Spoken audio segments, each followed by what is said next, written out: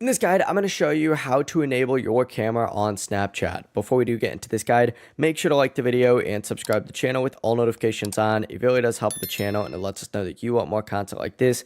We'd greatly appreciate it. And if at any point throughout this guide you had any questions, just ask them down in the comment section below and we can help you out further. I'm going to be doing my best to reply to every single comment down there. But first things first, you do need to go ahead and back out of Snapchat and open up the settings app on your phone.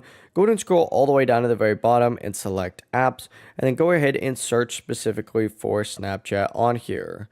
Open up Snapchat, and there's a few things you need to tick on. Go ahead and find camera permission. Make sure that's toggled on. If it's turned off, Snapchat's going to show a message saying that it needs camera access to continue. I would also go ahead and turn on photos to full access as well, so that, of course, that doesn't cause any other issues in the app itself. But from here, you can back out. You can go back to the app, and then, of course, the camera should now be working normally. You may have to swipe out of the app and then get back into it, so just keep that in mind.